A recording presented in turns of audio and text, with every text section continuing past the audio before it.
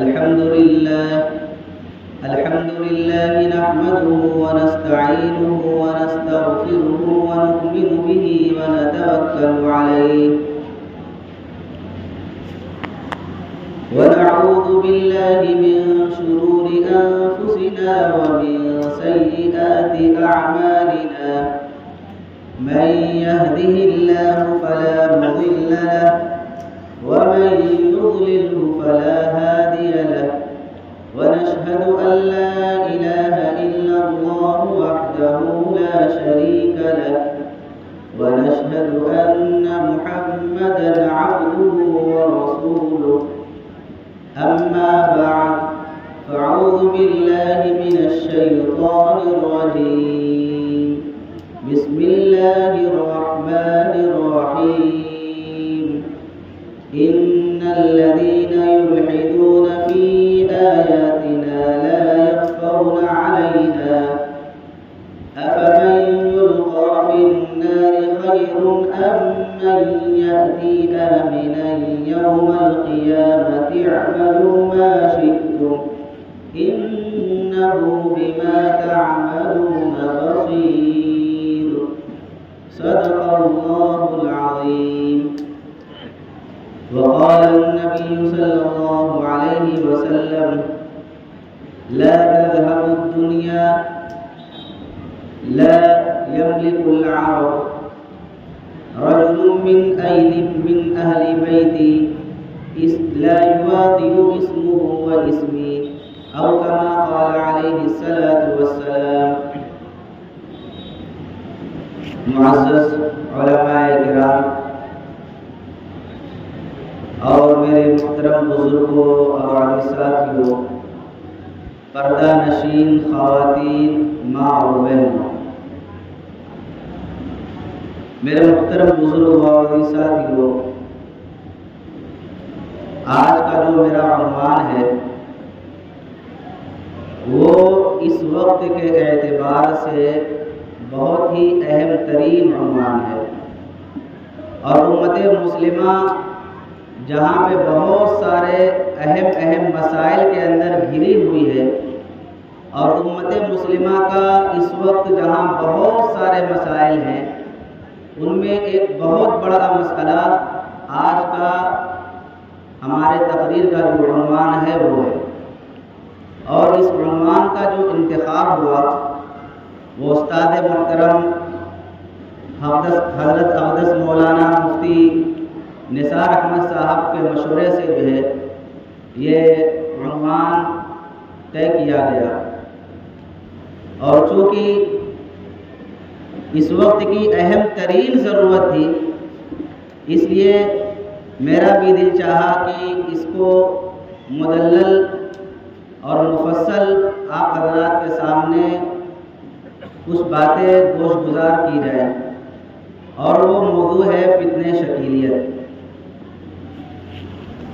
کیونکہ یہ مسئلہ ایسا ہے کہ عام مسئلوں سے تھوڑا سا دیکھنے کے اعتبار سے ہٹ کر کے ہے، اس لیے بہت سارے لوگ اس کے اوپر توجہ نہیں دیتے، لیکن میرے عزیزوں یہ مسئلہ اس وقت کے اعتبار سے اتنا اہم ترین بنا ہوا ہے کہ جو بڑے بڑے علماء کرام ہیں وہ اس مسئلے کو لے کر کے بہت زیادہ متفکر ہیں، اور اس متفکر ہونے کی وجہ یہ ہے کہ ہمارے مسلمانوں میں سے جو کلمہ پڑھنے والے ہیں اس فتنے کا شکار ہو رہے ہیں، اور فتنہ شکیلیت اور اسلام کا جو اختلاف ہے وہ کفر اور ایمان کا اختلاف ہے، کوئی معمولی اختلاف نہیں ہے. تو میں اتنی باتیں اس لیے عرض کر رہا ہوں آپ حضرات کے سامنے تاکہ آپ حضرات بہت ہی غور سے سماعت فرمائیں، اور غور سے سماعت فرمائیں گے تو انشاءاللہ اللہ نے چاہا تو گمراہی سے بچے رہیں گے، اور ہمارے ذریعے سے بہت سارے لوگ گمراہ ہونے سے بھی بچیں گے انشاءاللہ. تو اس مسئلے کو سمجھنے کے لیے 6 چیزوں کا سمجھنا ضروری ہے. میں نے اپنی تقریر کو 6 عنوان پر میں نے بانٹا ہے. بہت ہی آسان لفظوں میں بات عرض کروں گا. سب سے پہلی چیز ایمان کی اہمیت اور عقیدے کی اہمیت، چونکہ اس کا بنیادی تعلق ایمان سے ہے، عقیدے سے ہے، تو اس لیے ایمان اور عقیدے کی اہمیت پر تھوڑی سی روشنی ڈالوں گا میں، نمبر 1۔ نمبر 2، حضرت مہدی علیہ رضوان کے متعلق جو احادیث کے اندر تفصیلاً جو آپ صلی اللہ علیہ وسلم نے جو باتیں ذکر فرمائی ہیں، نمبر 2 پر میں وہ عرض کروں گا، اور نمبر 3 پر حضرت عیسیٰ علیہ السلام کے رفع و نزول کا جو تذکرہ قرآن و حدیث کے اندر مذکور ہے اس کا تذکرہ کروں گا، اور نمبر 4 پر خروج دجال اور دجال کے متعلق جو احادیث کے اندر باتیں آئی ہیں وہ باتیں عرض کروں گا، اور نمبر 5 پر فتنہ شکیلیت کا تعارف، شکیل بن حنیف کا تعارف اور اس کے باطل نظریات، اور نمبر 6 پر ہماری اور آپ کی کیا ذمہ داریاں ہیں۔ اب چونکہ جو میں نے عنوان جو میں نے قائم کیا ہے، اس فتنے کو سمجھنے کے لیے ان ساری چیزوں کا سمجھنا آپ کو ضروری ہے۔ سب سے پہلے ایمان کی اہمیت پر جو ہے میں چند باتیں عرض کروں گا۔ تمہیدی بات تو حضرت مولانا عبدالعلیم صاحب نے بہت ساری بات کر دی۔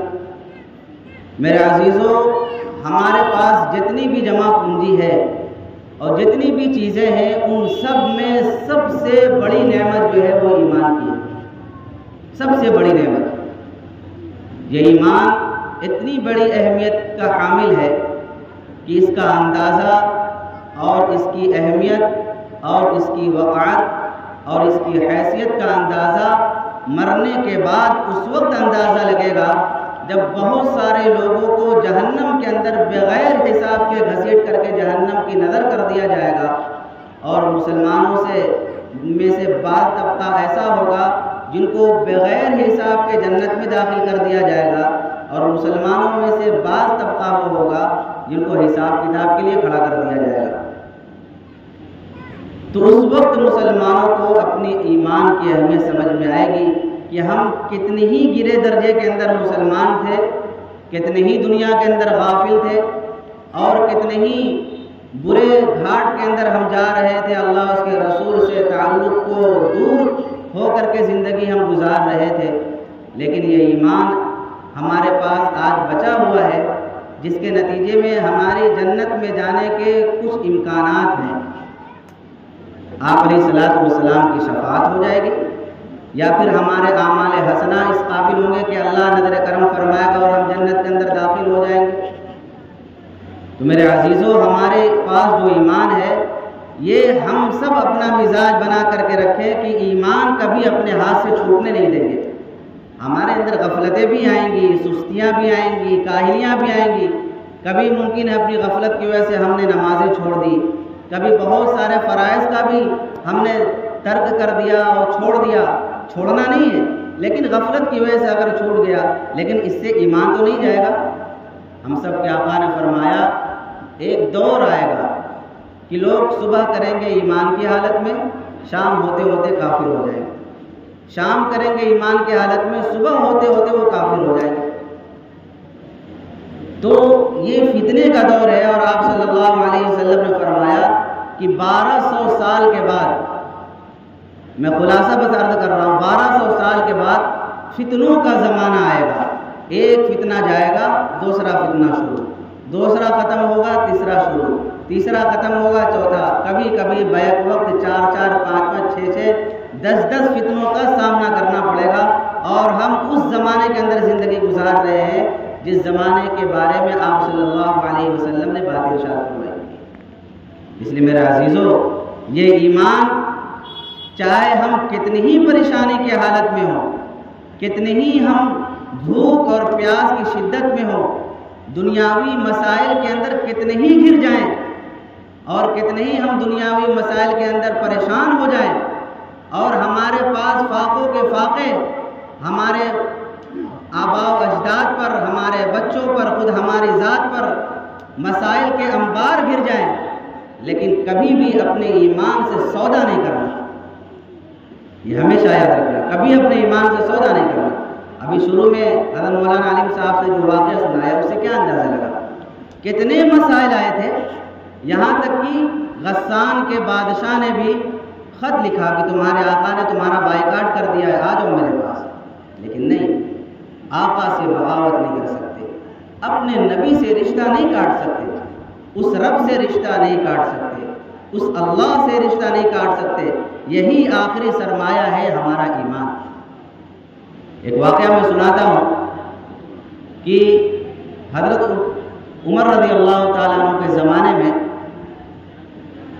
حضرت عمر رضی اللہ تعالیٰ عنہ نے ایک لشکر بھیجا ملک شام کے ملک روم کی طرف، تو روم کا جو بادشاہ تھا ایک صحابی کو گرفتار کروا لیا جن کا نام عبداللہ بن حذیفہ رضی اللہ تعالیٰ عنہ ہے۔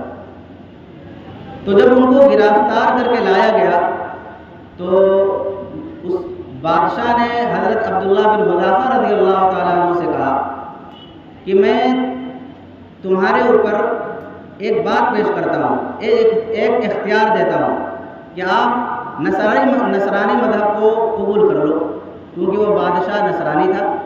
کہا کہ نصرانی مذہب کو قبول کر لو، میں تمہیں اپنے ملک کے اندر اپنی بادشاہت کے اندر شریک کر لوں گا۔ تو معلوم ہے اس صحابی نے کیا جواب دیا؟ وہ جواب ہم سب کو سینے میں اتار لینے کی ضرورت ہے۔ فرمایا کہ تم اپنے آدھے ملک کے اندر شرکت کی بات کرتے ہو، تم سارے عرب کی بادشاہت مجھے دے دو، سارے عرب کی بادشاہت مجھے دے دو، اور تم یہ کہو کہ جتنی دیر پلک جھپکتی ہے بس اتنے دیر کے لیے اپنے نبی سے تعلق کو کاٹ لو۔ کتنا دیر لگتا ہے؟ مشکل سے بھی 1 سیکنڈ نہیں، کہ بس اتنے دیر کے لیے بھی تم اپنے نبی سے اپنے دین سے تعلق کو کاٹ لو، میں اس بات پر بھی راضی نہیں، میں اس بات پر بھی راضی نہیں۔ پھر بادشاہ نے کہا کہ تب تو آپ کو مرنے کے لیے تیار ہونا پڑے گا۔ کہا کہ ٹھیک ہے، کوئی دقت نہیں، جو کامل ایمان والا ہوتا ہے اپنے ایمان سے سودا نہیں کرتا، اپنے رب سے تعلق کو نہیں کاٹتا، اپنے نبی سے جو تعلق جوڑا ہوا اس کو نہیں ختم کرتا۔ بہرحال بادشاہ نے کہا کہ ایسا ہے کہ ان کو لٹکا دیا جائے بیچ میں، اور بہت بڑے بڑے تیر اندازوں سے کہا کہ آپ جو ہے ان کو تیر ماریں، صرف ان تیر اندازوں سے کہا تیر ایسا مارو کہ ان کے دائیں سے بائیں سے اوپر سے نیچے سے اس طریقے سے تیر جائے گزرے، ان کو تیر لگے نا، تاکہ وہ خوف زدہ ہو جائے اور خوف زدہ ہو کر کے وہ ہمارے مذہب کو قبول کر لے۔ بہرحال ایسا ہی کیا گیا، پھر اتارا گیا نیچے، کہا کہ آپ بتاؤ مذہب نصرانیت قبول کرتے ہو؟ کہا کہ نہیں قبول کرتا۔ پھر کہا کہ اچھا ایک کڑاہے کے اندر پانی کو کھولایا جائے، ایک بڑے کڑاہے کے اندر پانی کو کھولایا گیا، 2 قیدی کو بلایا گیا، ایک قیدی کو اس کھولتے ہوئے پانی کے اندر زندہ ڈال دیا گیا۔ پھر کہا کہ اگر تم نے مذہب نصرانیت کو قبول نہیں کیا تو تمہیں بھی ایسے ہی ڈال دیا جائے گا۔ تو کہا کہ قبول ہے مجھے۔ بہرحال ان کو بھی پکڑ کر کے حکم ہوا کہ لے جا کر کے ان کو بھی ڈال دو۔ راستے میں یہ رونے لگے، آنکھوں سے آنسو جاری ہو گئے۔ بادشاہ وقت کو خبر کیا گیا، یہ تو رونے لگا۔ تو بادشاہ نے بلوایا، پوچھا کہ کیا بات ہے؟ ان کو یہ سمجھ میں آئی بات کہ شاید یہ خوف کی وجہ سے رو رہا ہے۔ کہا کیا بات ہے؟ کہنے لگے کہ میں یہ سوچ رہا تھا دل کے اندر کہ تیرے پاس تو بس ایک ہی جان ہے، اور ابھی اس کڑاہے کے اندر ڈالا جائے گا اور تو تیرا انتقال ہو جائے گا۔ کاش کہ میرے جسم کے اندر جتنے بھی بال ہیں اتنی میری جانیں ہوتی، اور ان سب کو ایک ایک کر کے اللہ کے نام پر قربان کر دیتا۔ بادشاہ بڑا متاثر ہوا۔ دیکھو جو کامل ایمان والا ہوتا ہے نا، اس کے ایمان کی حرارت، اس کا روب باطل پر پڑتا ہے۔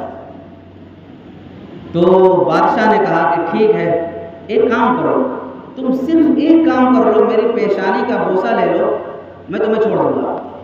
میری پیشانی کا، جو خون کا پیاسا تھا، جو قتل کرنے کے لیے بالکل آمادہ اور تیار تھا، وہ کہہ رہا ہے تم میری پیشانی کا بوسہ لے لو، میں تمہیں چھوڑ دوں گا۔ تو صحابی رسول نے سوچا یہ تو کافر آدمی ہے، دل تو نہیں کر رہا ہے پیشانی کا بوسہ لینے کے لیے، لیکن انہوں نے ایک شرط لگا دی، میں ایک شرط پر تمہارے پیشانی کا بوسہ لوں گا، جتنے بھی تمہارے انڈر میں مسلمان قیدی ہیں ان سب کو آزاد کرو گے میں چھوڑ دوں، میں تمہاری پیشانی کا بوسہ لے لوں گا۔ کہا کہ ٹھیک ہے میں راضی ہوں۔ تو بہرحال چھوڑنے پر آمادگی ظاہر کر لیا، وہ جا کر کے اس کافر بادشاہ کی پیشانی کا بوسہ لیا اور حسب وعدہ اس نے تمام مسلمان قیدیوں کو آزاد کر دیا۔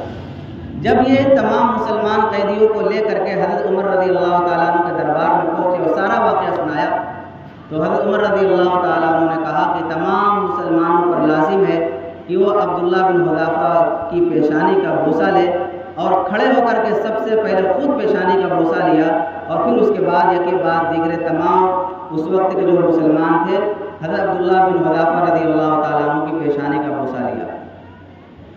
میرے عزیزوں، اس وقت چاہتے تو حکومت بھی مل جاتی، بادشاہت بھی مل جاتی، پیسے بھی مل جاتے، تخت و تاج بھی مل جاتا، لیکن اپنے نبی سے تعلق پڑ جاتا۔ میرے عزیزوں، بس بات یہی سمجھانی ہے کہ کوئی بھی مسئلہ ہو، چند پیسوں کی خاطر، چند کوڑیوں کی خاطر اور اس باطل اور بے بنیاد اور بے وفا دنیا کی خاطر اپنے اللہ سے، اپنے رسول سے تعلق کو کبھی نہیں کاٹنا۔ دوسری بات یہ ہے کہ میرے بھائیوں، اللہ اور اس کے رسول کو ماننے کے لیے جتنی چیزوں پر آپ صلی اللہ علیہ وسلم نے ایمان لانے کے لیے کہا ہے، جتنی بھی چیزیں ایمان لانے کے لیے ضروری ہیں، ایمان میں داخل ہونے کے لیے ان تمام چیزوں کو ماننا ضروری ہے۔ پوری قرآن کی آیات کو ماننا، ایک ایک حرف کو ماننا، آپ صلی اللہ علیہ وسلم کی ذات سمیت تمام انبیاء اور رسول کو کے ذات پر ایمان لانا، اور آخرت کے دن پر، دوبارہ زندہ ہونے پر اور اچھی بری تقدیر پر، ان ساری چیزوں پر ایمان لانا یہ فرض ہے، ضروری ہے۔ لیکن کافر ہونے کے لیے ایسا نہیں کہ ساری چیزوں کا انکار کر دینا تب جا کر کے کافر ہوگا۔ کافر ہونے کے لیے کسی ایک آیت کا بھی انکار کر دینا کفر تک پہنچ جاتا ہے۔ کافر ہونے کے لیے کسی ایک نبی کا انکار کر دینا وہ کفر تک پہنچ جاتا ہے، اور وہ چیزیں جو احادیث متواترہ سے ثابت ہیں اس کا بھی انکار کر دینا، اس سے بھی آدمی کافر ہو جاتا ہے۔ تو ایمان میں داخل ہونے کے لیے تمام چیزوں پر ایمان لانا ضروری ہے، اور کافر ہونے کے لیے یہ بنیادی بات سمجھنے کی ضرورت ہے۔ آگے یہ کام آئے گی، میں آپ سے بھی سوال کروں گا آگے، اس لیے بہت دھیان سے سنیے گا یہ بات، اور میں آپ سے سوال کروں گا آگے کہ مسئلہ آپ سے معلوم کروں گا، پھر بعد میں نہیں کہنا مولوی صاحب ہم تو سوئے ہوئے تھے، بات تو چلے گی اوپر سے، تو اس لیے بیدار ہو کر کے سنتے رہیے گا آپ حضرات۔ تو ایمان میں داخل ہونے کے لیے تمام چیزوں پر ایمان لانا ضروری ہے، اور کفر تک پہنچنے کے لیے کسی ایک بات کا بھی انکار کر دینا کفر تک پہنچ جاتا ہے۔ ایمان کی بس ایک صورت ہے اور کفر کی بہت ساری صورتیں ہیں۔ جیسے مثال کے طور پر آپ صلی اللہ علیہ وسلم کے اوپر جو کتابیں نازل ہوئی اس کتاب کو مانتے ہوئے، اس کو اصول و ضوابط اور قوانین کو مانتے ہوئے ان ساری چیزوں پر ایمان لانا یہ ایمان کی ایک صورت ہے۔ اور کفر کی کتنی صورتیں ہیں؟ کفر کی بہت ساری صورتیں ہیں، جس میں سے چند میں گناتا ہوں۔ جیسے مثال کے طور پر کوئی آدمی ساری چیزوں کا انکار کر دے، میں کسی کو نہیں مانتا، جیسے کافر مشرک ہے، کسی کو نہیں مانتے، نہ اللہ کو مانتے، نہ رسول کو مانتے، نہ کتاب کو مانتے ہیں، نہ ان ساری چیزوں کو مانتے ہیں، تو ساری چیزوں کا انکار کر دینا۔ دوسری چیز یہ ہے کہ بعض چیزوں کو ماننا، بعض چیزوں کو انکار کر دینا، اس سے بھی آدمی کافر ہو جاتا ہے۔ تیسری صورت یہ ہے کہ ساری چیزوں کو ماننا، بس ایک چیز کا انکار کر دینا، جیسے میں نے شروع میں کہا، اس سے بھی آدمی کافر ہو جاتا ہے۔ اور چوتھی چیز یہ ہے کہ آدمی ساری چیزوں کے ماننے کا دعویٰ کرے، یہ لفظ پر غور کیجیے گا، ماننا نہیں ہے، دعویٰ کرے، ساری چیزوں کے ماننے کا دعویٰ کرے، اور پھر اس کے بعد قرآن و حدیث کے وہ الفاظ جس کا مطلب آپ صلی اللہ علیہ وسلم نے بیان کیا ہے حضرات صحابہ کرام نے بیان کیا ہے، اس کے بعد فقہا، محدثین، مفسرین نے بیان کیا ہے، ان سب سارے مطالب کو پس پشت ڈال کر کے، کنارے کر کے، اپنی طرف سے مسئلے کو اور اس کا مطلب قرآن و حدیث کی آیات کا یا احادیث کے مطلب کا اپنی طرف سے گھڑ کر کے بیان کرنا، اس سے بھی آدمی کافر ہوتا ہے، اور اس کو کہتے ہیں الحاد۔ یہ کفر کی تمام صورتوں میں سب سے خطرناک صورت یہ ہے۔ جو آیت شریفہ میں نے پڑھی اس کا تذکرہ، اسی الحاد کا تذکرہ اسی آیت کے اندر مذکور ہے۔ تو میرے عزیزوں، اسی الحاد کے اوپر میں آپ حضرات کے سامنے روشنی ڈالوں گا۔ یہ تو ایک بات ہوگی ایمان، اور جتنی چیزیں ہم مانتے ہیں ایمان اور عقیدہ، جیسے مثال کے طور پر ہمارا عقیدہ ہے کہ قرب قیامت عیسیٰ علیہ السلام کا نزول ہوگا، ہمارا عقیدہ ہے کہ قرب قیامت حضرت مہدی علیہ الرضوان کا ظہور ہوگا، اسی طرح ہمارا عقیدہ ہے کہ قرب قیامت خروج کا، دجال کا خروج ہوگا، اسی طریقے سے بہت سارے ہمارے عقیدے ہیں۔ تو میں ان عقائد میں سے اگر کوئی آدمی اس عقائد میں سے کسی ایک عقیدے کا انکار کر دے تو وہ بھی کافر ہو جائے گا، کیونکہ ان میں سے بعض عقیدہ قرآن سے ثابت ہے اور بعض عقیدہ احادیث متواترہ سے ثابت ہے، جس کا انکار کر دینے سے بھی آدمی کافر ہو جاتا ہے۔ تو نمبر ایک میں نے ایمان کی اہمیت پر مختصراً روشنی ڈالی۔ دوسری بات ہے حضرت مہدی علیہ الرضوان کا ظہور، جو احادیث کے اندر مذکور ہے۔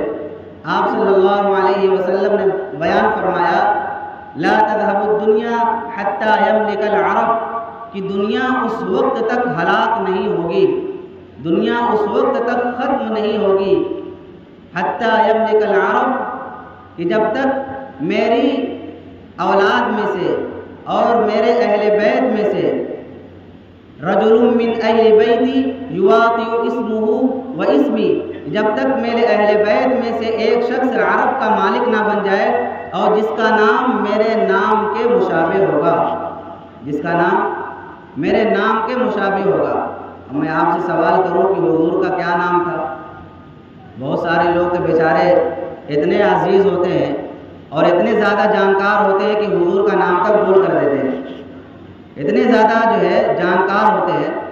تو میرے عزیزوں، میں بارہا کہتا ہوں، جس ہستی کے دعاؤں کی طفیل اور جو آخری ہماری امید ہے، ہم اس کی قربانیوں کی طفیل زندہ ہے، ہم اس ہستی کا نام نہ جانیں تو بتاؤ کتنے بڑے افسوس کی بات ہے نا۔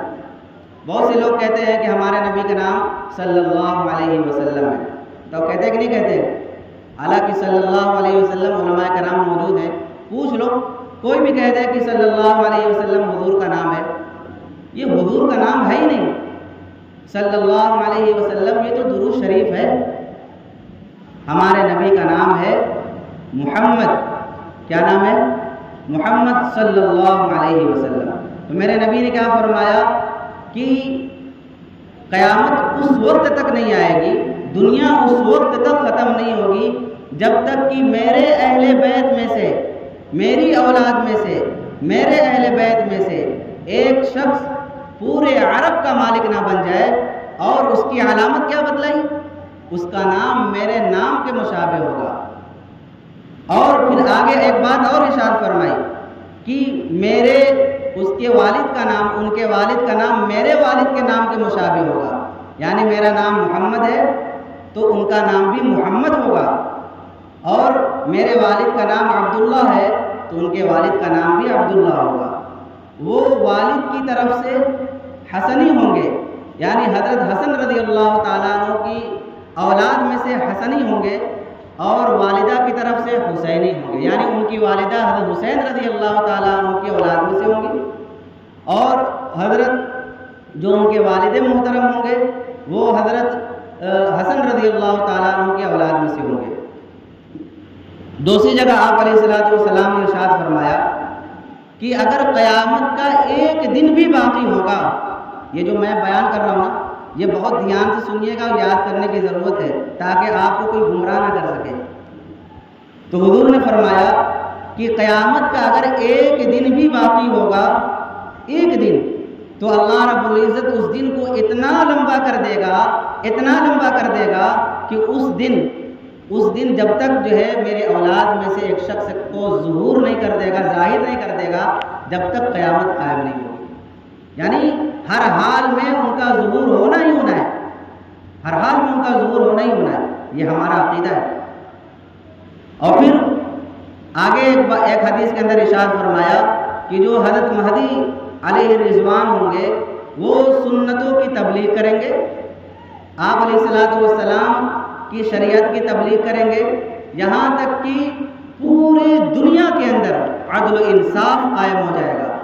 ایک حدیث کے اندر ہے کہ صرف عرب کے اندر عرب کے بادشاہ ہوں گے، ایک حدیث سے پتہ چلتا ہے پوری دنیا کے اندر عدل و انصاف قائم ہو جائے گا۔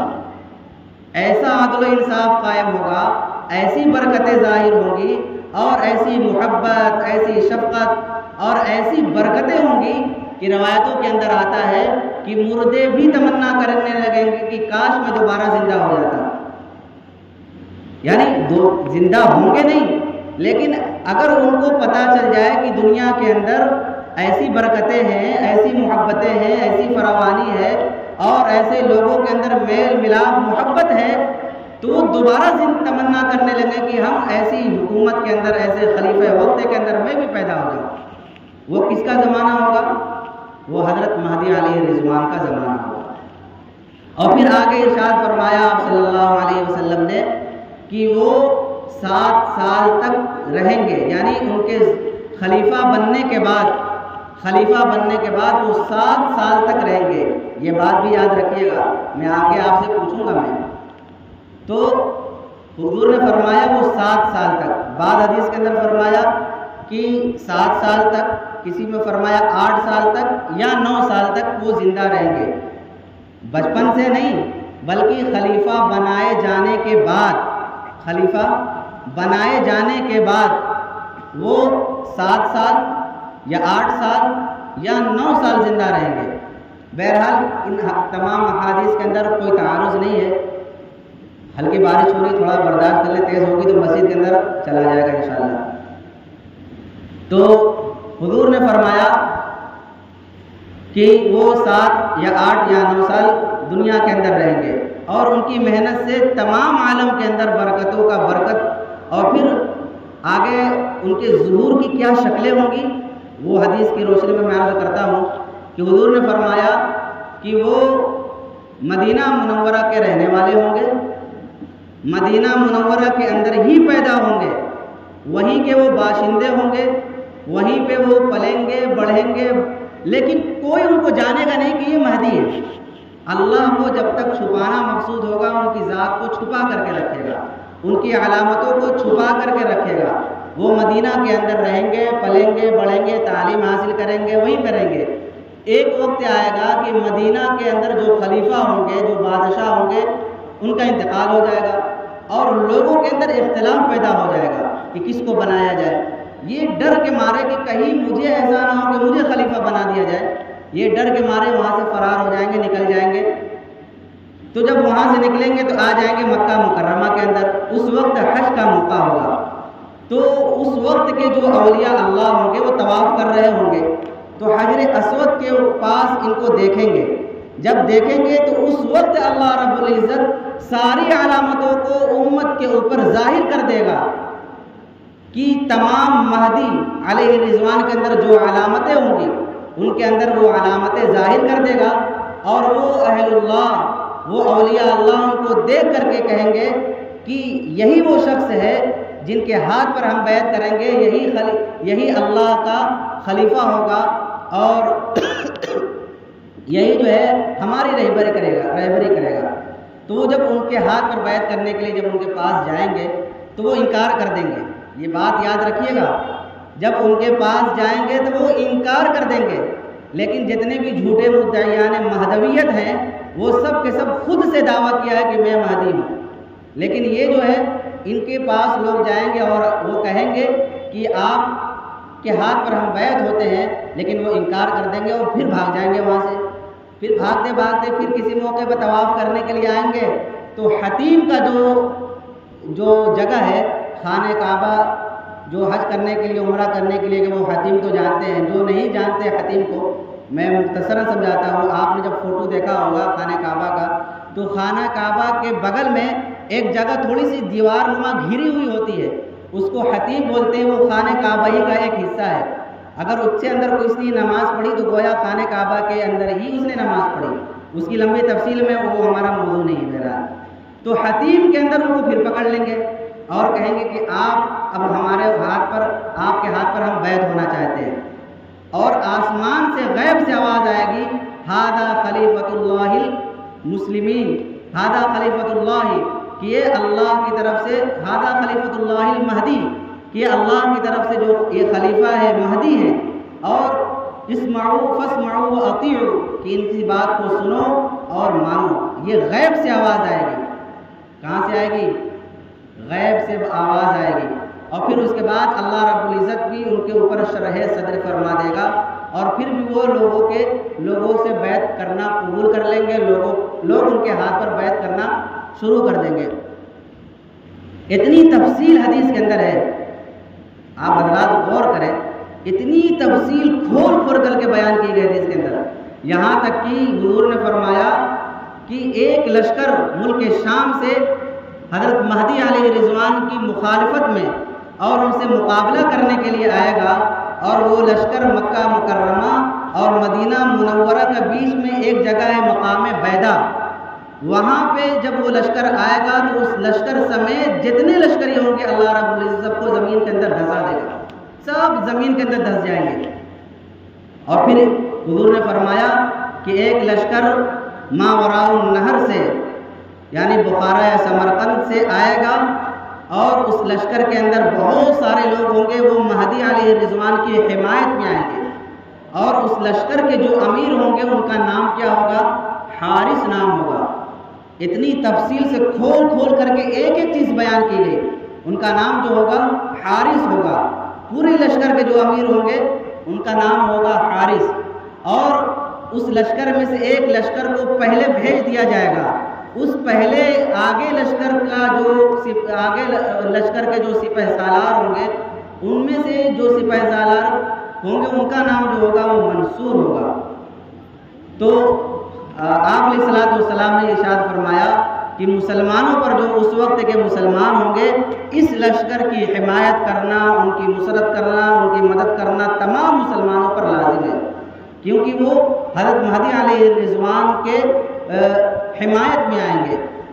بہرحال پھر اس کے بعد حضرت مہدی علیہ رضوان تبلیغ کریں گے اور لوگوں پر محنتیں کریں گے، یہاں تک کہ 7 سال کے قلیل عرصے کے اندر پوری روئے زمین کو عدل و انصاف سے بھر دیں گے، اور کوئی بھی زمین کا کسی خطے کے اندر، زمین کے کسی علاقے کے اندر عدل و انصاف ایسا نہیں کہ باقی نہیں رہے گا، پورے خطے کے اندر عدل و انصاف قائم ہو جائے گا، لوگ محبت کے ساتھ، شفقت کے ساتھ، بڑی خوشدلی کے ساتھ لوگ رہیں گے۔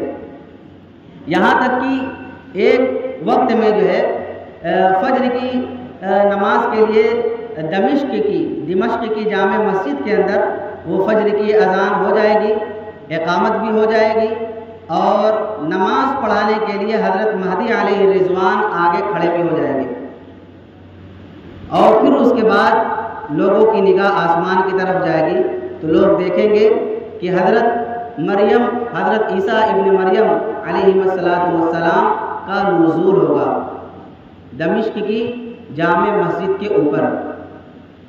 یہ 2 چیزیں میں نے بیان کر دی، اور یہ تیسری چیز عیسیٰ علیہ السلام کے متعلق میں مختصر عرض کر رہا ہوں کہ جب عیسیٰ علیہ السلام کا نزول ہوگا آسمان سے ہوگا، یہ کون عیسیٰ علیہ السلام ہے؟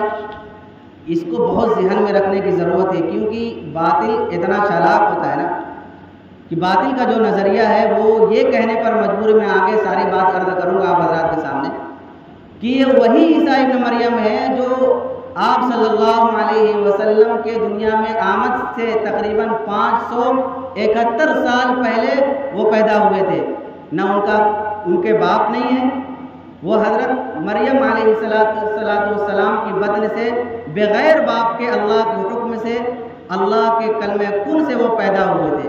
یہ وہی عیسیٰ علیہ السلام کا نزول ہوگا، کوئی دوسرے عیسیٰ علیہ السلام نازل نہیں ہوں گے، یہ وہی عیسیٰ علیہ السلام کا نزول ہوگا۔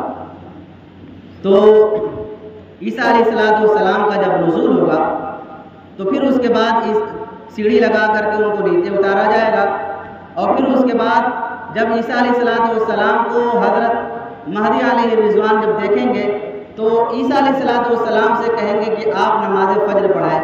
عیسیٰ علیہ السلام کہیں گے کہ نہیں کہ آپ جو ہے آپ کے لیے اقامت کہی گئی، آپ نماز پڑھائیں۔ تو وہ ایک نماز حضرت مہدی علیہ الرضوان پڑھائیں گے، اور مہدی علیہ الرضوان کے پیچھے حضرت عیسیٰ علیہ السلام نماز پڑھیں گے، پھر اس کے بعد باقی اور نمازیں حضرت عیسیٰ علیہ السلام ہی پڑھائیں گے۔ عیسیٰ علیہ السلام کے بارے میں جو یہود و نصارہ کا جو عقیدہ ہے، ان کا جو عقیدہ ہے وہ مختصراً عرض کر دوں، جس کو قرآن کریم کے اندر جو ہے بیان کیا گیا ہے۔ تو ان کا جو عقیدہ ہے کہ یہودیوں نے عیسیٰ علیہ السلام کو قتل کرنے کے لیے بہت سازشیں رچی، یہاں تک کہ جس گھر کے اندر، جس حجرے کے اندر عیسیٰ علیہ السلام تھے، یہودیوں کی پلاننگ کے مطابق اس گھر کا انحصار کر لیا گیا، گھیر لیا گیا۔ یہودیوں میں سے ایک شخص کو چھت پر سے نیچے اتارا گیا تاکہ عیسیٰ علیہ السلام کو جا کر کے وہ قتل کر دے۔ جیسے ہی وہ چھت کے اوپر سے وہ آدمی نیچے اترتا ہے، اللہ رب العزت نے اس شخص کو ہو بہو عیسیٰ علیہ السلام کی شکل دے دیتے ہیں، اور پھر اس کے بعد عیسیٰ علیہ السلام کو آسمان کی طرف اٹھا لیتے ہیں۔ جب بہت دیر ہو گئی، یہ سب اندر جب داخل ہوتے ہیں دیکھتے ہیں کہ یہ عیسیٰ علیہ السلام ہے، اور پھر ان کا جو آدمی ہے وہ نظر نہیں آ رہا، چونکہ عیسیٰ علیہ السلام کی پوری شکل و شباہت اس آدمی کو دے دی گئی۔ تو بہرحال وہ تلاش کیا لیکن ملے، ان کا آدمی ملا نہیں۔ ان کو مطلب تھا حضرت عیسیٰ علیہ السلام سے، تو انہوں نے اپنے ہی آدمی کو جو بشکل عیسیٰ علیہ السلام تھا انہوں نے سولی دے دیا۔ اب آپس میں اختلاف ہو گیا، وہ کوئی کہہ رہا ہے کہ بھائی ان کو سولی نہیں دے گی، کوئی کہہ رہا ہے کہ سولی دے دی گئی۔ تو اللہ رب العزت نے ان کے باطل نظریات کو پورا کھول کر کے قرآن کریم کے اندر بیان فرما دیا کہ وَقَوْلِهِمْ إِنَّا قَتَلْنَا الْمَسِيحَ عِيسَى ابْنَ مَرْيَمَ رَسُولَ اللَّهِ وَمَا قَتَلُوهُ وَمَا صَلَبُوهُ وَلَكِنْ شُبِّهَ لَهُمْ۔ نہ عیسیٰ علیہ السلام کو سولی دی گئی، نہ ان کو قتل کیا گیا، وَلَكِنْ شُبِّهَ لَهُمْ، لیکن یہ شبہ میں پڑ گئے۔ وَمَا قَتَلُوهُ وَمَا صَلَبُوهُ بَلْ رَفَعَهُ اللَّهُ يَقِينًا وَمَا صَلَبُوهُ، اور آگے ارشاد فرمایا کہ ان کو یقیناً ان کو سولی نہیں دی گئی۔ اور پھر احادیث کے اندر بہت ہی تفصیل سے حضرت عیسیٰ علیہ السلام کے آسمان سے نازل ہونے کے واقعات کو بھی درج کیا گیا ہے۔ آپ علیہ السلام نے ارشاد فرمایا والذی نفسی بیدہ لیوشکن ان ینزل فیکم ابن مریم کی قسم ہے اس ذات پاک کی جس کے قبضے میں میری جان ہے کہ ضرور بالضرور عیسیٰ ابن مریم علیہ السلام تمہارے پاس نازل ہوں گے، اور حاکم بن کر اور عادل بن کر، اور پھر اس کے بعد آگے فرمایا فَيَكْسِرُ السَّلِيمَ کہ وہ صلیب کو توڑیں گے، وَيَقْتُلُ الْخِنْزِيرَ خنزیر کو قتل کریں گے، وَيَضَعُ الْجِزْيَةَ اور جزیہ کو ختم کریں گے، وَيَفِيضُ الْمَالَ اور مال کو لوگوں میں تقسیم کریں گے، اور اتنی کثرت سے تقسیم کریں گے، روایتوں کے اندر آتا ہے کہ پھر اس کے بعد ایمانداری بھی اتنی زیادہ ہوگی، دیانتداری بھی اتنی زیادہ ہوگی کہ لوگ لیں گے نہیں مال کو، کوئی لینے والا نہیں ہوگا۔ یہاں تک کہ حضور نے فرمایا اس وقت دنیا و ما فیہا سے، دنیا و ما فیہا، دنیا کے اندر جتنے بھی خزانے ہیں ان سب سے زیادہ بہتر اور قیمتی چیز مسلمانوں کے نزدیک ایک سجدہ ہوگا، ایک سجدہ ہوگا۔ وہ سوچے گا ایک سجدہ دنیا و ما فیہا سے زیادہ قیمتی ہوگا۔ مسلمانوں کے اندر اتنی زیادہ اعمال کی اتنی زیادہ اہمیت ہوگی، اعمال کی اتنی زیادہ فراوانی ہوگی۔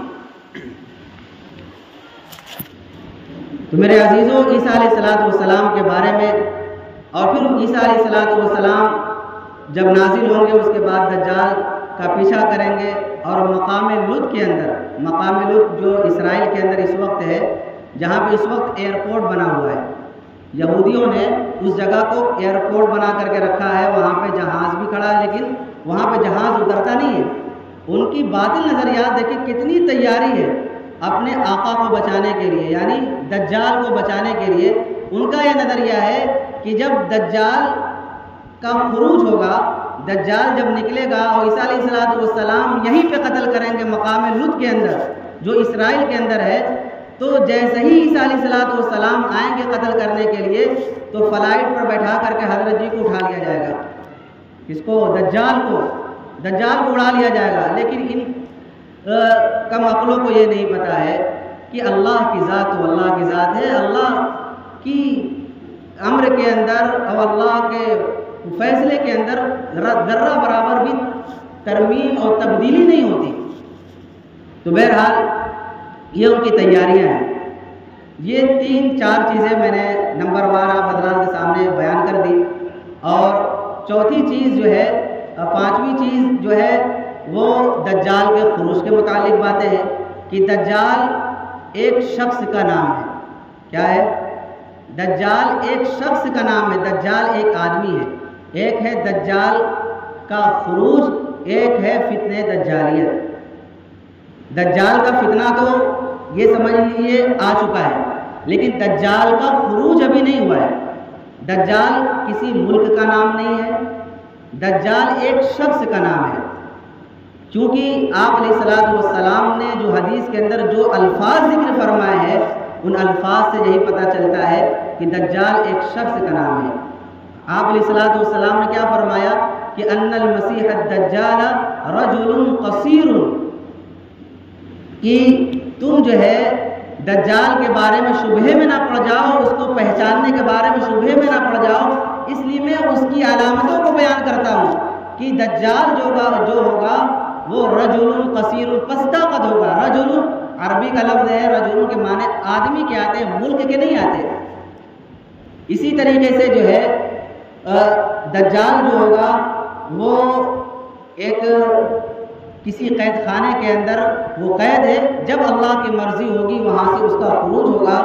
اور حضرت تمیم داری رضی اللہ تعالیٰ عنہ جس کو حدیث جساسہ کہا جاتا ہے، حضرت تمیم داری رضی اللہ تعالیٰ عنہ ایک جگہ سفر فرما رہے تھے سمندر کا، تو طغیانی کی وجہ سے اور سمندر کے اندر طغیانی آنے کی وجہ سے وہ کسی ساحل کے کنارے ہو گئے. تو ایک کھنڈر نما ایک جگہ تھی، وہاں پہ حضرت تمیم داری رضی اللہ تعالیٰ عنہ جاتے ہیں، دیکھتے ہیں کہ ایک شخص ہے بڑا بھاری بھرکم ہے. انہوں نے بھی جو لفظ استعمال کیا رجل کا ہی لفظ استعمال کیا کہ ایک لفظ ایک انسان ہے جو بہت ہی بھاری بھرکم ہے، بڑا خوفناک ہے. وہ آسمان و زمین کے بیچ میں لٹکا ہوا ہے، جکڑا ہوا ہے. جب میں نے اس سے پوچھا تم کون ہو تو اس نے کہا کہ میں دجال ہوں.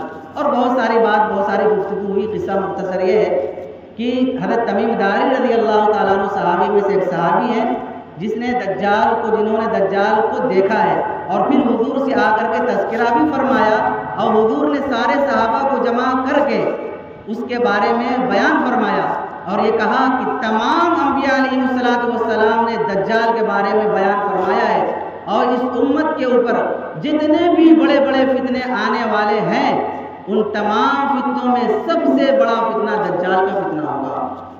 اتنا بڑا فتنہ ہوگا کہ اچھے لوگ پھسل جائیں گے. اتنا خطرناک فتنہ ہوگا. جتنے جو اختیارات اللہ رب العزت کے ہیں، اللہ رب العزت ان میں سے بہت سارے اختیارات اس دجال کو دے رکھا ہوگا. یہاں تک کہ دجال جب نکلے گا تو جب بارش کرنے کو کہے گا بارش ہو جائے گی، بارش روکنے کو کہے گا بارش رک جائے گی. یہاں تک کہ لوگوں کو مارے گا اور مارنے کے بعد فوراً زندہ کر دے گا. یہاں تک کہ جو اس وقت موجود ہوں گے ان میں سے کہے گا تم اپنے دادا کو دیکھنا چاہتے ہو، اپنے پردادا کو دیکھنا چاہتے ہو. جس نے اپنے دادا پردادا لکڑ دادا کسی کو نہیں دیکھا، اس سے یہ کہے گا جن کی ہڈیاں تک گل چکی ہوں گی ان کے بارے میں یہ کہے گا تم ان سے ملاقات کرنا چاہو گے؟ وہ شخص کہے گا ہاں. تو اللہ رب العزت اتنا اختیار دے گا کہ قبر میں سے ان کے پردادا یا جس کا بھی مطالبہ ہوگا اس کو وہ قبر میں سے نکالے گا، زندہ کرے گا اور اس سے بات بھی کرے گا. ایسا خطرناک فتنہ ہوگا. یہ سارے الفاظ حدیث کے اندر کھول کھول کر کے بہت ساری چیزیں ہیں، اور جو ہے میں بہت زیادہ تفصیل کے اندر نہیں جانا چاہتا، جو میں آپ حضرات کو سمجھانا چاہتا ہوں آگے میں بات جو ہے میں عرض کروں گا آپ حضرات کے سامنے۔ تو کھول کھول کر کے ساری چیزوں کو اللہ رب العزت نے جو ہے بیان فرمایا۔ یہ 40 دن دنیا کے اندر رہے گا، اور پہلا دن جو اس کا ہوگا وہ 1 سال کے برابر ہوگا۔ حضرات صحابہ کرام نے پوچھا حضور سے کہ حضور ہم اس دن نماز کیسے پڑھیں گے؟ بس 5 نمازیں پڑھ لیں گے؟ حضور نے فرمایا نہیں، بلکہ 1 سال میں جتنی نمازیں پڑھی جاتی ہیں اس کا حساب لگا کر کے ساری نمازوں کو ادا کرنا پڑے گا۔ پہلا دن اس کا 1 سال کے برابر ہوگا، دوسرا دن 1 مہینے کے برابر ہوگا، تیسرا دن 1 ہفتے کے برابر ہوگا، اور باقی جو دن ہوگا وہ برابر دنوں کے دن، اور جیسے عام دن ہوتا ہے ویسے دن ہوگا۔ پورے دنیا کے اندر وہ گھومے گا، سوائے مکہ اور مدینہ کے، پوری دنیا کے اندر گھومے گا۔ مکہ مکرمہ کے دروازے پر فرشتوں کا پہرا ہوگا، اللہ رب العزت اس کے اندر مقدس شہر کے اندر اللہ رب العزت گھسنے نہیں دے گا۔ بہرحال یہ مختصر سا دجال کا جو ہے تذکرہ تھا۔ یہ 4 چیزیں ہو گئی، اور 5ویں چیز جو ہے شکیل بن حنیف کا تعارف۔ یہ ساری چیز میں نے آپ حضرات کے سامنے کھول کر کے سامنے رکھ دی۔ شکیل بن حنیف جو ہے اس کا اصل نام جو ہے شکیل احمد خان ہے۔ یہ دربھنگا کا رہنے والا ہے، ہندوستان کے اندر جو بہار کا ایک شہر ہے دربھنگا، وہاں کا یہ رہنے والا ہے۔ اس کی ابتدائی تعلیم وہیں پر ہوئی، بہت ہی غربت کے زمانے کے اندر اس نے یہ پیدا ہوا، اور اسکول کے اندر تھوڑی سی تعلیم حاصل کی۔ جب کچھ عقل و شعور اس کے اندر آ گیا تو وہاں سے وہ نکل کر کے دہلی کے اندر نبی کریم ایک محلہ ہے، وہاں پہ آ کر کے وہ ہارڈ ویئر کی دکان کھولی، اور پھر اس کے بعد لوگوں سے بات چیت ہونی شروع ہوئی اور لوگوں سے تعلق بنانا شروع ہوا، اور یہاں تک کہ کچھ دینی جماعتوں سے وہ بھی جڑ گیا، اور اپنا حلیہ، داڑھی، چہرہ، لباس بالکل باشرہ دینی جماعت سے جڑ گیا، فتنہ پھیلانے کے لیے اور لوگوں سے قریب ہونے کے لیے۔ لیکن جب اپنے اس وقت کے جو باطل حضرات تھے اس کے شکنجے چڑھا، اور ان کے اشارے پر اس نے دھیرے دھیرے قدم آگے بڑھانا شروع کیا۔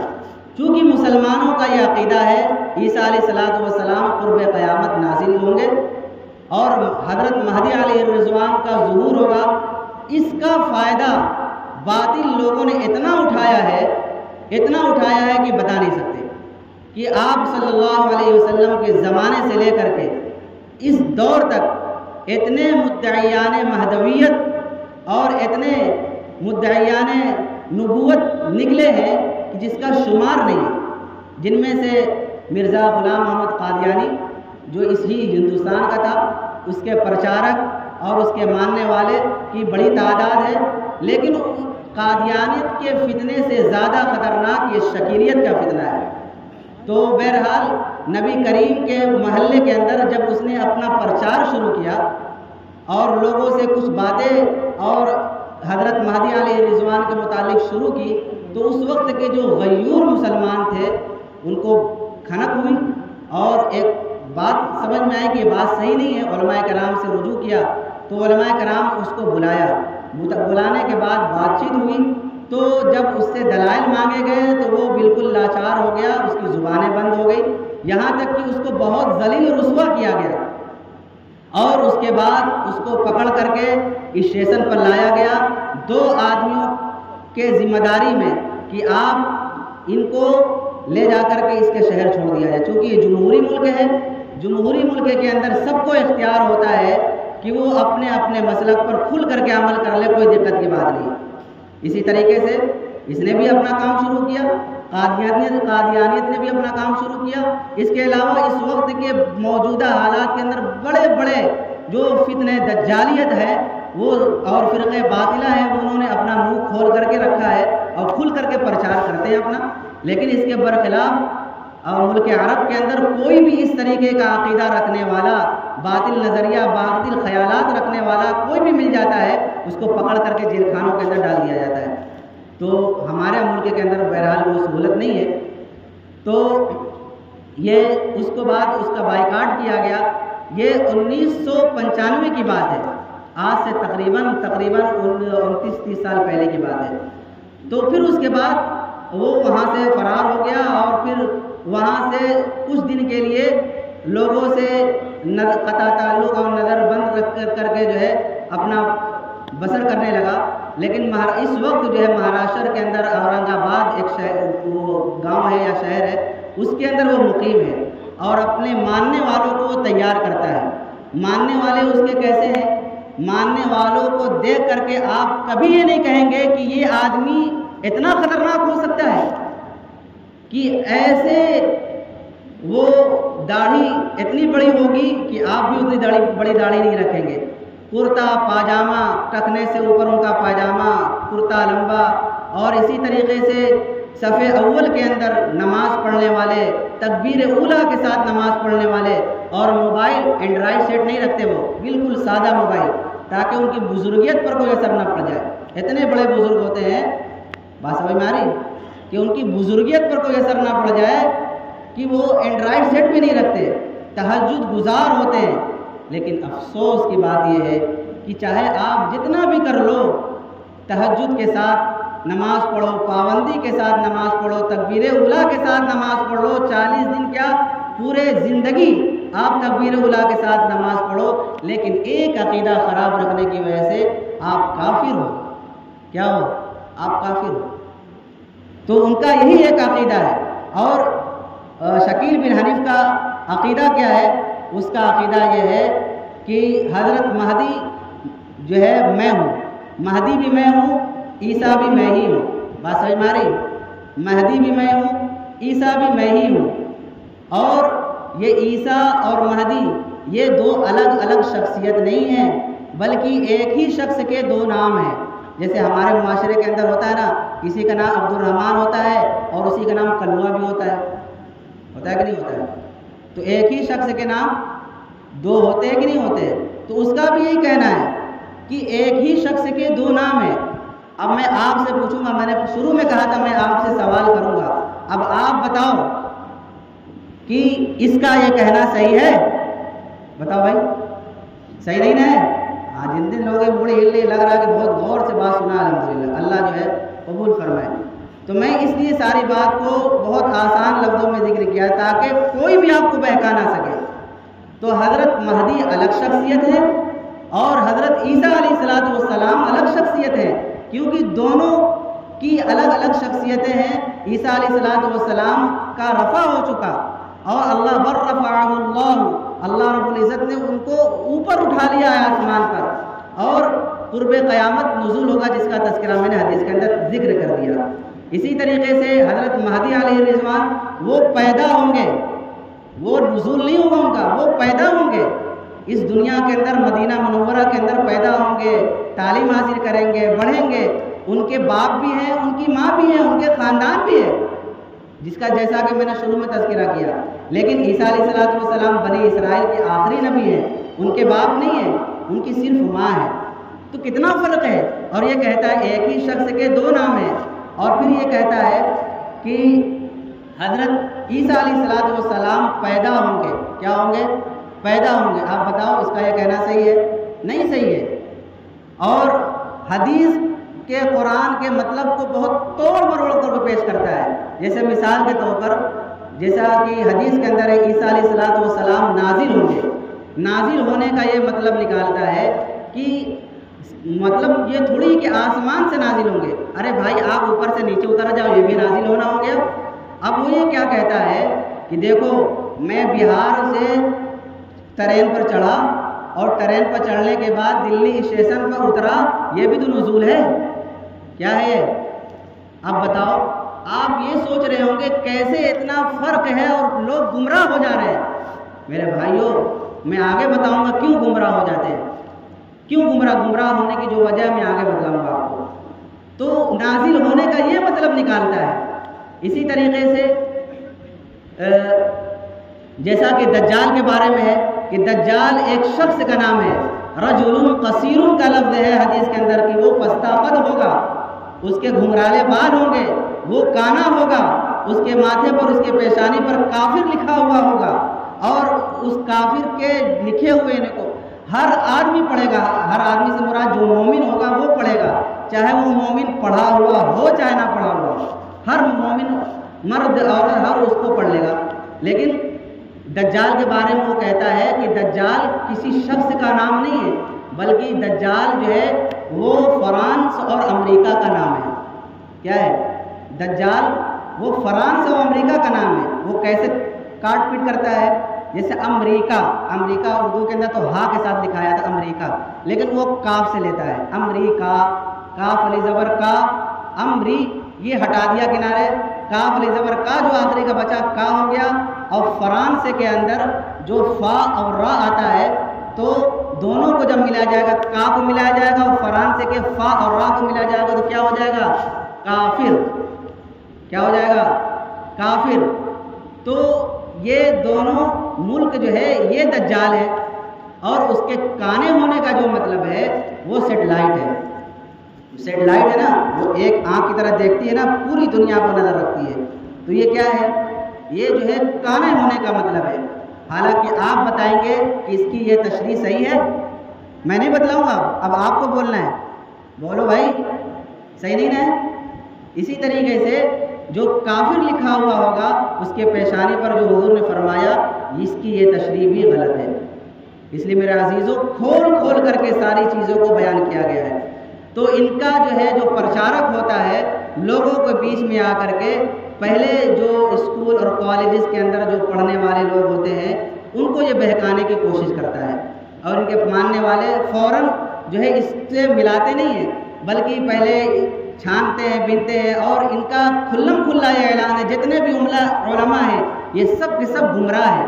اور اس کے کہنے کا مطلب یہی ہے، گمراہ ہیں تاکہ آپ علماء سے ربط کو کاٹ دیں.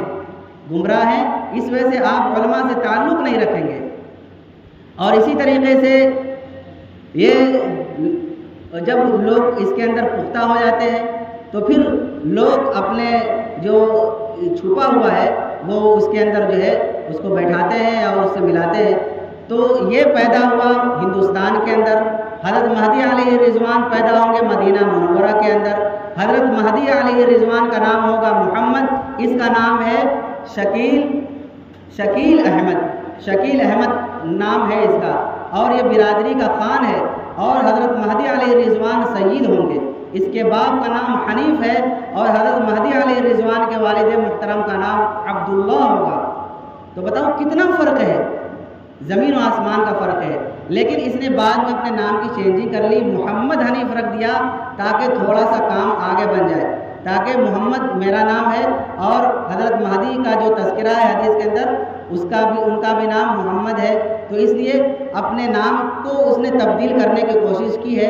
لیکن ہمارے علماء کرام کو اللہ جزائے کر دے، اس کے گھر تک گھس کر کے اس کی ساری جو ہے تلبیسی کو اور اس کے دجل کو، اس کے فراڈ کو اور اس کے بچپن کی ساری ہسٹری کو سب نکال کر کے کھوکھلا کر دیا اور سامنے رکھ دیا ہے.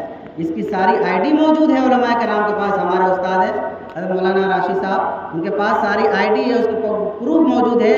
جہاں جہاں اس نے تعلیم حاصل کی ہے وہاں پہ نام اس کا مذکور ہے، شکیل احمد خان نام اس کا ہے، اور اس کے نسل تک کی پوری جو ہے ہسٹری موجود ہے. اس لیے کبھی بھی یہ دجل نہیں کر سکتا. اس لیے میرے عزیزوں یہ اس کی پوری ہسٹری ہے اور اس کا دجل ہے، اس کا فراڈ ہے. اور لوگوں کے اندر یہ ایسے لوگوں کو گمراہ کرتے ہیں، اور ان کا جو حلیہ ہے پورا عالمانہ ہوتا ہے اور پورا مومنانہ ہوتا ہے. لیکن ان کا ایک قصور یہی ہے کہ جو احادیث متواترہ سے جو مسئلہ ثابت ہے اس مسئلے کا یہ انکار کرتے ہیں. جس طریقے سے میں نے شروع میں کہا کہ تمام انبیاء علیہ السلام کو ماننا یہ ضروری ہے ان کو ایماندار ہونے کے لیے، اسی طریقے سے اگر کوئی آدمی ان میں سے ایک کا بھی انکار کر دے وہ کافر ہو جاتا ہے. اسی طریقے سے حضرت مہدی علیہ رضوان کا انکار کر دینا یا عیسیٰ علیہ السلام کے رفع و نزول کا انکار کر دینا، اس سے بھی آدمی کافر ہو جاتا ہے. اس لیے میرے عزیزوں ہم سب اس کا خیال رکھیں اور یہ نہ سوچیں کہ یہ فتنہ ابھی ہمارے علاقے میں آیا نہیں ہے. اب یہ 6ویں چیز میں ذکر کروں گا، یہ آخری چیز ہے، اس کے بعد میں رخصت ہو جاؤں گا کیونکہ بات بہت لمبی ہو گئی. تو یہ آخری چیز جو 6ویں نمبر پر ہے وہ ہماری ذمہ داریاں. ہماری کیا کیا ذمہ داریاں بنتی ہے؟ ہماری سب سے پہلی ذمہ داری میرے عزیزوں یہ بنتی ہے کہ ہم اپنے اعمال کے اندر پختہ ہوں. ہم اعمال کے، صلاۃ و صوم کے اور آپ صلی اللہ علیہ وسلم کی سنت کے پہلے پابند بنے.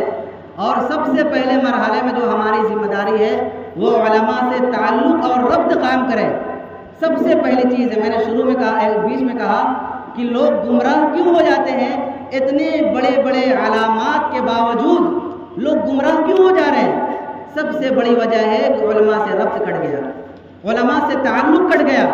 میں آپ حضرات سے پوچھتا ہوں کہ آپ کو بخار ہوتا ہے، آپ کو ٹائیفائڈ ہوتا ہے، آپ کو کینسر ہوتا ہے، آپ بڑے بڑے امراض میں مبتلا ہوتے ہیں، تو بتاؤ کوئی آدمی بیوقوف سا بیوقوف نیٹ پر سرچ کر کے اس کا علاج نکالتا ہے؟ کسی کو کینسر ہو گیا، کسی کو دمہ ہو گیا، کسی کو ٹی وی ہو گئی اور بڑے بڑے امراض کا وہ شکار ہو گیا، اور بڑے سے بڑے مرض کا کوئی آدمی یوٹیوب سے نکالتا ہے؟ نہیں نکالتا. کسی کو کچہری کے اندر مقدمات لڑنے کے لیے کسی وکیل کی ضرورت پیش آتی ہے، حالانکہ وکالت کی جتنی بھی ڈکشنری ہیں، کتابیں ہیں، وہ نیٹ پر موجود ہیں. کوئی آدمی چاہے تو نیٹ پر سے ساری کتابوں کو سرچ کر کے، مطالعہ کر کے خود وکالت کر سکتا ہے، لیکن کوئی آدمی خود وکیل نہیں بنتا، وکیل کو تلاش کرتا ہے. اسی طریقے سے کوئی آدمی کو کسی کو پڑھنا ہے، ایک سے لے کر کے بی اے، ایم اے اور M Phil, P H D وغیرہ جو بھی کرنا ہوتا ہے، یہ ساری کی ساری کتابیں نیٹ پر موجود ہیں، ان کی شروحات، ڈکشنریاں موجود ہیں.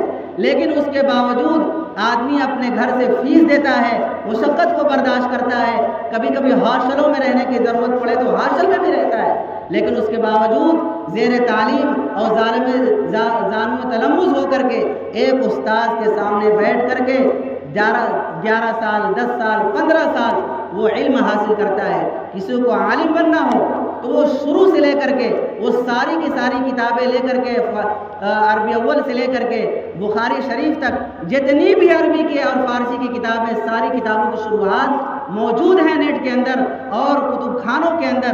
ایک ایک کتابوں کے کئی شروحات ہیں، 10 15 20 شروحات ہیں. لیکن اس کے باوجود کوئی عالم ایسا نہیں کرتا کہ ہم شروحات کو پڑھ کر کے عالم بن جائے، بلکہ اپنے گھر کو چھوڑتا ہے، اپنے در کو چھوڑتا ہے، اپنے ماں باپ کو چھوڑتا ہے، اپنے بھائی بہن کو چھوڑتا ہے، اپنے علاقوں کو چھوڑتا ہے، اور مدرسے میں جا کر کے گرمی سردی اور مدرسے کے اصول و ضوابط کے مطابق اپنے آپ کو ڈھالنے کی کوشش کرتا ہے. فجر سے پہلے اٹھنے کی مشق کرتا ہے، اور اس کے بعد پھر درسگاہ کی پابندی ہے، یہاں تک کہ 8 سال، 10 سال، 15 سال وہ علم حاصل کرتا ہے. ایسا کیوں نہیں کرتا وہ؟ لیکن افسوس کی بات یہ ہے کہ ہم میں سے جب کسی کو مسئلہ دریافت کرنا ہوتا ہے یا کوئی دین کا مسئلہ درپیش ہوتا ہے، بہت سے لوگ ایسے ہوتے ہیں کہ جو حضرت گوگل سے مسئلہ معلوم کرنے لگتے ہیں. حضرت گوگل سے مسئلہ معلوم کرتے ہیں. حضرت گوگل پتہ ہے نا بھائی؟ تو بہت سے لوگ ایسے، گمراہی کی سب سے بڑی سیڑھی ہے. اس لیے میرے عزیزوں، آج سے عہد کرو، ارادہ کرو کہ کوئی بھی مسئلہ ہوگا، کوئی بھی دقت ہوگی، ہم اپنے علماء کرام سے معلوم کریں گے اس کو. یہ سب سے بڑی گمراہی کی سیڑھی ہے. لوگ گمراہ جو ہوتے ہیں، جو علماء مطلب بیان کریں گے وہی مطلب صحیح ہوگا، جو علماء حق مطلب بیان کریں گے وہی مطلب صحیح ہوگا. میرے عزیزوں، ہم سب جس مسلک پر اور جس بنیاد پر ہم اور آپ اہل سنت والجماعت پر آباء و اجداد سے جس مسلک پر قائم اور دائم ہوتے ہیں، پتہ نہیں کس نااہل اور باہر سے آنے والے شخص کی باتوں میں آ کر کے ہم اپنے آباء و اجداد کے مسالک کو چھوڑ دیتے ہیں. کوئی دیوبندی ہے، کوئی بریلوی ہے، کوئی اہل حدیث ہے، کوئی جماعت اسلامی ہے، آپ جو بھی ہو مسلمان تو ہو میرے بھائیوں. کم سے کم اتنا تو خیال رکھو کہ اپنے آباء و اجداد کو، جو اہل سنت والجماعت جو مسلمانوں کو فرقے ہیں، اس سے قطع تعلق تو نہ کرو. کوئی ایرا گیرا نتو خیرا آ کر کے قرآن و حدیث کے مطلب کو بیان کرے گا اور ہم اس کو مان لیں گے، مان لیتے ہیں، اور پھر علماء کرام بات کرتے ہیں تو پھر یہ فتنہ ہمارے علاقوں کے اندر پورے اثر و رسوخ سے یہ نمودار ہو چکا ہے. جامعہ ہاسپٹل ہے، 1 مہینے کی بات میں بتاتا ہوں، 1 مہینے پہلے کی بات ہے. جامعہ ہاسپٹل کے اندر مغرب کی اذان ہو چکی، نماز کے لیے کوئی پڑھانے والا نہیں تھا. ایک داڑھی کرتا پائجامہ پہننے والا، دیکھنے سے ایسا لگتا ہے علامہ صاحب ہے. لوگوں نے جب دیکھا کوئی نہیں، اس کو بڑھا دیا. ہمارے ایک ساتھی، اللہ ان کو جزائے خیر دے، وہ جب مغرب کی نماز کے اندر آئے تو کسی نے کہا کہ ارے فلاں نماز پڑھا رہا ہے جو تو مہدی اور شکیلی ہے، وہ جب ان کو دیکھا تو وہ پہچان گئے کہ ارے اس سے تو ہماری گفتگو ہی ہوئی ہے۔ وہ فوراً نماز کی حالت میں وہ سب چیر کر کے گئے۔ ایسا نہیں کہ نماز کے باہر پکڑیں گے، نہیں، یہ نماز کافر کے پیچھے ہوگی تو یہ نماز قابل قبول نہیں ہوگی۔ ہماری ذمہ داری ہے نماز کے اندر گئے اور سب کو چیر کر کے گئے اور لوگوں سے کہا کہ نماز اپنی توڑ دے، یہ کافر ہے، آپ کافر کے پیچھے نماز پڑھ رہے ہیں۔ میں اس لیے عرض کر رہا ہوں، آپ اپنی مسجد کے اندر آپ دیکھیں کہ ہمارے علاقے کی مسجد ہے معبود الحال کے اندر، 1 مہینے کے پہلے کی بات ہے، نہ جانے کتنی مساجد کے اندر ایسے انجان آدمی آئے اور آپ نماز اس کے پیچھے پڑھ کر کے اپنے ایمان کو، اپنے نماز کو خراب کر رہے۔ اس لیے سارے ذمہ داران جو ہیں وہ کسی باہری آدمی کو انجان چہرہ ہو، اگرچہ وہ علامہ صاحب لگتے ہو، نہیں پتہ ہے، ان کو مسلح پر نہیں کھڑا کیا جائے گا۔ آپ جانتے ہو تو ان کو مسلح پر کھڑا کیا جائے گا۔ اس لیے میرے عزیزوں، اس فتنے کے بارے میں آپ حضرات بہت زیادہ متفکر ہیں۔ بٹلویا، پرانا پل، سرائیاں، اس علاقے کے ایک شخص تھا بٹلویا کے اندر بھی، رمضان کے اندر ہمارے ساتھیوں نے اس سے گفتگو کی۔ وہ شکیل بن حنیف کا ماننے والا تھا، پیروکار تھا، لیکن بات ہوئی، الحمدللہ وہ تائب ہوا، مفتی ابوالقاسم صاحب کے ہاتھ پر وہ بیعت ہوا، دوبارہ اسلام کو قبول کیا۔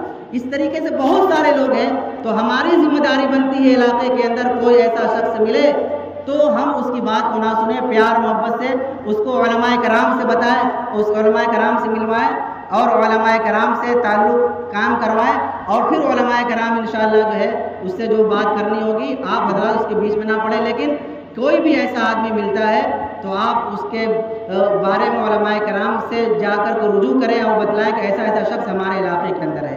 اللہ تعالی ہم سب کو عمل کی توفیق عطا فرمائے۔ وآخر دعوانا الحمدللہ۔